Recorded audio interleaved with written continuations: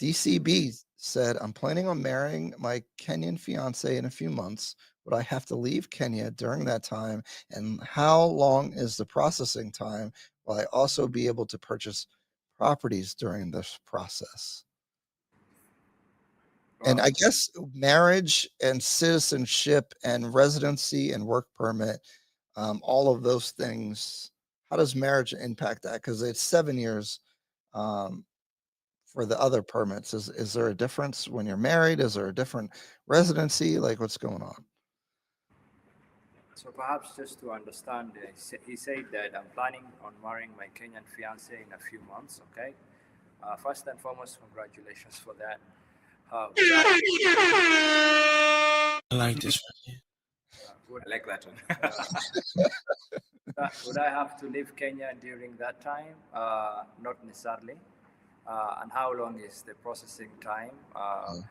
Processing time with respect to what? Like acquiring the marriage certificate or what? Actually, I can tell you that. Yeah, I'm not sure. Yeah, actually, not Abdi, but Ryan. Let me deal with that because so I'm not married, but ironically, the registrar of marriage. City boy. And I'm not advertising myself. I'm just saying. I'm just putting it out there. But the registrar of marriages or the government, the person in government who is in charge of registering all marriages, it's a personal friend of mine. Oh. She's my friend because I'm not married. She's like, married. Can you get married? So our friendship, I think the day I get married, our friendship will come to an end. But essentially, the registrar of marriage is a good friend of mine.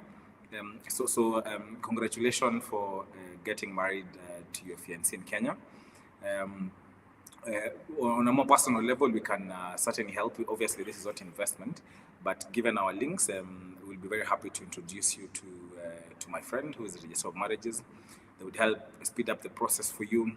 We've had in the past friends or even clients who have been here, and so usually the process is that you make the application, and then a notice is issued saying that Ryan wants to marry his Kenyan fiancé, for example, and the notice must run for at least 21 days. This is important so that if someone else is in love with Ryan, they must come out and say, no, Ryan has already married me, so so please don't get married. Yeah. So this is a 21-day period for any member of the public to object. Okay. Thereafter, legally. Yes. That happens. Yes, many times. Or you only see it in movies? Yeah. What are the grounds to object in 21 days? I'm sorry. Because it's an ex who has not moved on from you, Ryan, or it's not me. Or maybe you promise her that you'll marry her, or maybe you marry her. Las Vegas at some night, some crazy night. So it actually happens. Legally also, you're allowed to only, as long as you're having a civil marriage in Kenya, you're allowed only one marriage. Okay? So really? Yeah, so you can't marry more than one person. I thought you could. No, Abdi can, my partner Abdi can, because he is Muslim. So the Muslim religious law allows him to marry a good number of women. So there's a carve out in the Kenyan law to allow Muslims to do it. Yes. Oh. Yeah, exactly. You have to. Very happy. Sounds expensive. Yeah, exactly. But as long as you're doing a Christian marriage or you're doing a civil marriage, you can only marry one wife. But that is recognized by the law, that the denomination, whether it's civil, Christian, or Muslim, that's in the law. Yes, it is. So actually, there are three forms of marriages: Islamic, Christian, and civil. Okay. And so it is up to you to choose whichever you want. So I could go and say that if I want to marry multiple women, I could go and say I want to marry under the Islamic marriage. So it is really up to me to decide, right? But also, obviously, the spouse must also agree. And so you must choose. Now, if you marry under the Christian or the civil marriage, you can only marry one person. And so therefore, if you're already married to someone else, the 21 days is because the notice is publicly displayed. it's supposed to let anyone who has an objection come and raise the objection before the 21 days lapses. If you get married, this is obviously off topic, but if you get married in a different kind of thing that is different from this, the marriage will not be recognized in Kenya. But to our good friend here, the problem usually comes with once the 21 days has lapsed, to get a date to go before the register of marriages. And this is a trick. It's usually very tricky because possibly you're here for maybe 2 months or 1 month, so you don't have a long time to wait. So how we can help you, I'll be very happy to introduce you to my good friend and then help you secure a date for your amazing nuptials. So if I may possibly add, as you rightly said, yes, it's provided for in the law. And by the way, getting married to an already married person, you're committing an offense. It's called bigamy. Yes. So it's a criminal offense. It's called bigamy, and it's punishable. Someone posted that in the comments. Yeah. Yes, it's punishable under the law. So he proceeds to ask, will I also be able to purchase properties during the process? Yes. Absolutely. Absolutely. There's no hindrance to buying property. You can buy property as a single man, as a married man, through the process. A property acquisition does not have any restriction whatsoever. And later, in a couple of years, if you want to become a Kenyan citizen by dint of marriage, then we'd also help with that process. Yeah, so let me ask for a friend. Okay, I have this guy who has like a YouTube channel about Kenya. He's bought some property. He really loves staying there.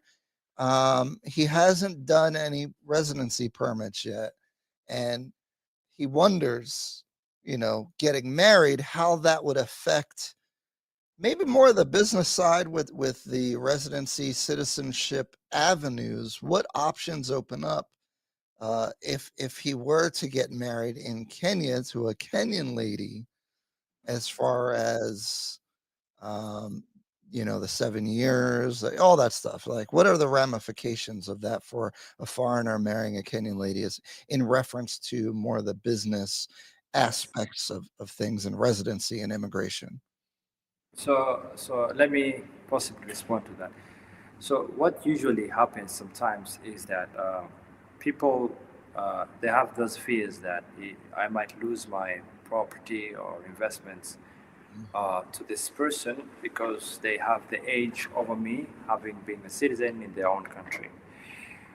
So any property, recently there was a Supreme Court case ruling which the court had made a determination from the initial position, which was, initially it was, that any property that you acquire as a couple would be rendered as matrimonial property.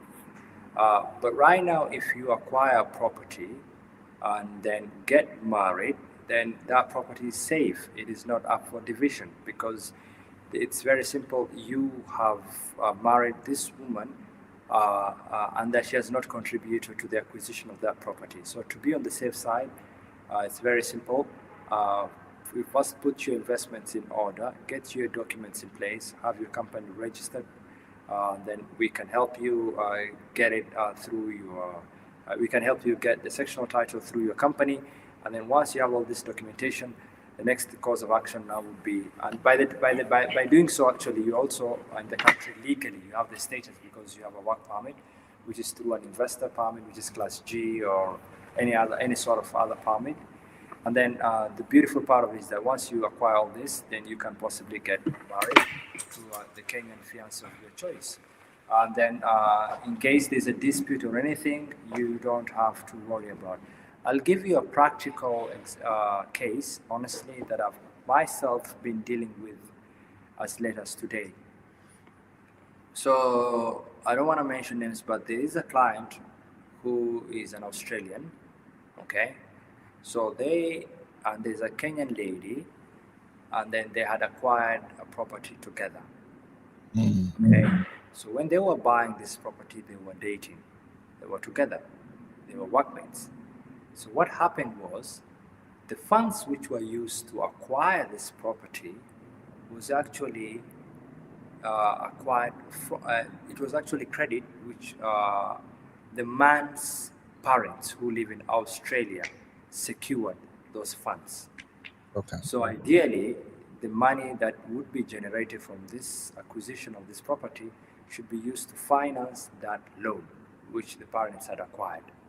So what happened was they completed the payment, everything was in order. Now the project is complete. We have a new tenant. People have moved in. Now, since this guy is in Australia and the lady's in Kenya, the lady and her mom teamed up. So what they did was they rented out, or rather leased out, the apartment to a tenant, and the tenant would be paying them rent.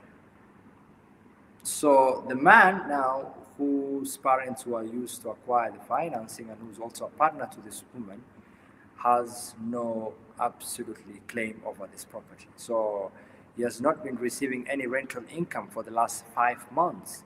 So he got in touch with me yesterday, and we have been in talks until today, as late as even 5 p.m. local time. And we are trying to salvage the situation. The section title is not yet out, but so what they have been doing is they have been trying to repay the loan slowly. But he told me ever since they had started to break up with his girlfriend or fiance, she has not been contributing her part of the contribution for the last 3-4 months. So now he has to pay out, the loan on his own without her help. Yet she's also earning rental income from the property alongside her mom. Now, it's quite funny. So now what he was suggesting that we do, or rather go about it, is that we give that tenant an eviction notice, we evict them, and then put the property for sale. And then once it's sold out, then we can now have the loan repaid, and then the balance will be split amongst themselves. And so that was his suggestion, because he would rather have it vacant or sold it out. He's not earning any coin from it. At the same time, he also has to pay money from his pocket to set the loan. So those fears are real. They're absolutely real. But please, before you take any steps of such a nature, so that you don't end up making mistakes that are costly, get in touch with us. We will design for you a proper plan, because we are Kenyans and we know how Kenyans think.